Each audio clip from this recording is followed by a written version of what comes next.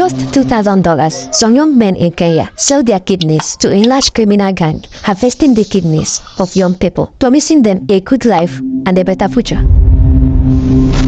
This is where human kidneys are being traded. A multi-million-dollar business. More than half the people living here have sold one of their kidneys. They removed my kidney, but I agree with them that they will pay me $6,000 for each kidney. For someone who has been struggling to have a steady income, the money meant a lot to him. And due to the poor condition of his family, he accepted the offer and the surgery was done. But a few days later, he fell ill and collapsed. His family rushed him to the hospital, and after a close examination by the doctors, they discovered that he only has one kidney. His left kidney is gone. By the time he regained consciousness, the family asked him some questions on how his kidney got missing. That was when he revealed to the family what happened. He sold his kidney to start a new life. But instead of the $6,000 they promised him, they only gave him $4,000 after the surgery. The family was unaware that the phone he bought some days back was from the money he got from selling his kidney. He also bought a fairly used car, which had broken down. The police then started an investigation. That was when they discovered the group of Indian doctors and their agents who deceive young Kenyans and take their kidneys. They operate in a popular hospital in Kenya. This hospital convinced these young men with money and pay some of them as little as $2,000 for their kidney. Sometimes the agent will bring the boys, take his own share of the money from the $2,000, leaving the boys with very little money and one kidney. The investigation discovered that this has been happening for over a long period of time, and some victims confessed that they sold their kidneys to these doctors as early as 2019. The people who buy and receive these kidneys are said to mostly come from Somalia, Israel, Germany, countries where it is hard to get kidneys available. So they move into Kenya and get a kidney transplant from one of the kidneys donated by these poor Kenyan boys. In a country like Germany, people with kidney issues can only get a kidney transplant if any of their family members is willing to donate a kidney to them. In the absence of no matching kidney from a family member, or no friend decides to donate, the person would have to register with the government and wait for their turn till any kidney is available. The person would then live on dialysis until someone donates a kidney for him or her. People with chronic diseases usually donate their kidneys to the government if they find out that they would barely survive the disease. They can sign off for the government to take their kidney before they die. Such kidneys are then given to those waiting for available kidney. If you are the first on the list and the kidney matches yours, the kidney will be transferred to you for free. But if it doesn't match, you would have to wait till another person donates. So,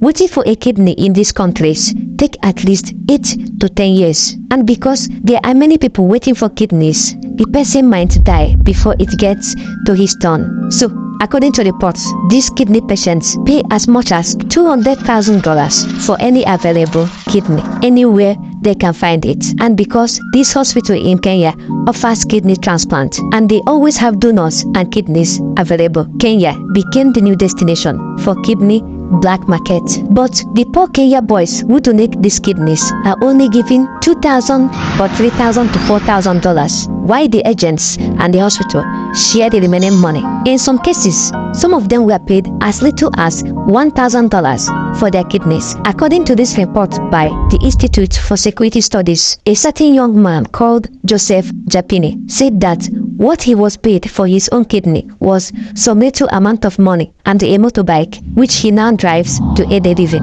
According to him, someone introduced him to a man called Chad Hot, who is the agent that recruits young men into the kidney harvesting deal. Chad Hot told him that if he donates one kidney, he would be paid $984 as a down payment. Then, after the surgery, he would receive another $984. But the second $984 will not be paid to him as cash. It would be used to buy him a boxer motorcycle, which he could use to do boda boda. Boda boda is what we refer to as Okada in Nigeria. After thinking over it for some days and considering his poor financial condition, he agreed to the deal, and they took him to a private clinic in an area called Eldoret for some tests. Then, 2 weeks later, after he had gone back to his community in Western Kenya, they told him to come back to Eldoret for the surgery. While in Eldoret, they gave him accommodation and took care of his feeding and well-being. They also conducted some blood urine, and other tests on him. This welfare and tests lasted for about 3 weeks. Throughout these 3 weeks, they made sure he was properly taken care of. Then, by the 4th week, he was moved to a nearby clinic where his kidney was removed. After the surgery, he stayed at the hospital under observation for about 3 days and spent another 3 weeks back at the hotel where he was kept earlier. During these few weeks, an Indian doctor from the clinic regularly came to the hotel to check him up, and by the time he was fit again, they handed him over the motorcycle and his kidney was sold to the person who needed it. According to this same report, Kenyan youths found themselves in these kidney deals due to the promises of better life they promised them. Initially, some of them were paid as much as $5,000 for a kidney. But when the agents and the kidney dealers noticed that there is an increase in the number of young people seeking to donate their kidneys, they dropped the price to about $2,000, despite the fact that one kidney on the international kidney black market cost about $100,000 to $200,000. How much would you pay to save your life? Both men paid over $200,000 in order to obtain kidneys. It's a sizable amount of money. This red trade isn't a Hollywood creation. It's a reality. But while researching on this video, I stumbled upon a Mexican kidney cartel that supplies kidneys to hospitals in the United States. And how often do these organs end up in American bodies? Whoa, there's more rides from American side there from Mexico. According to one of the agents, he gets his donors from the streets, those who are living on the streets near Mexico-US border, hanging around and waiting for the opportunity to move into the United States. Why do you go after the poor people to get their kidney? Not the poor people, because there's plenty of people from the South that came looking for the American dream, and they're stuck in here. They don't have jobs, they don't have nothing right here. So I'll talk to them and offer a easy solution.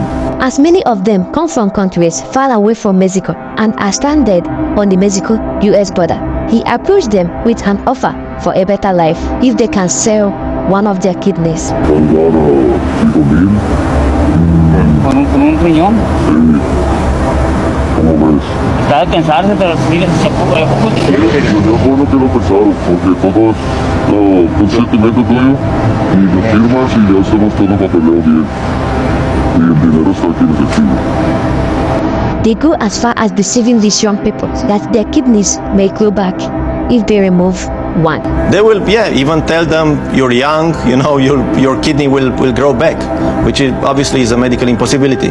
There are so many risks involved with these illegal surgeries that are performed in places that sometimes aren't even hospitals, in places where there's no hygiene. A lot of these people may become sick. It can also be deadly. Back in Kenya, especially in Western Kenya, youths based in rural areas serve as kidney black market agents, and they recruit the vulnerable youths among them, especially the healthy young ones. These local agents work closely with other agents in major Kenyan cities, who then connect these men to give their kidneys to the organ trafficking gang at the clinics where the operations occur. At the clinics and other rented properties where the surgeries are performed, Indian doctors are brought in to carry out the procedures and post-operative care. Then, there are other group of persons who play a critical role in escorting these victims and organizing their travel and accommodation, while the clinic owners serve the value chain by supplying the harvested kidneys through the black market to those willing to buy. It is just a wicked world. In 2022, a Kenyan hospital called the Kenyatta National Hospital revealed in a Facebook post that how much for my kidney has become the hospital's most inboxed question. They explained that the number of persons seeking to know how much the hospital can buy their kidneys keep increasing. This shows the level at which the kidney black market has penetrated Kenya. The hospital then added a reminder that it is illegal to sell your organs. And on the Facebook post, they wrote, "We don't buy kidneys." And just like the hospital said, we don't have any reason to sell your kidney. The money may sound good today, but the after effects sound so bad. I am not a preacher. I am not a doctor. But you already know what's good for you. Don't forget to subscribe and like this video.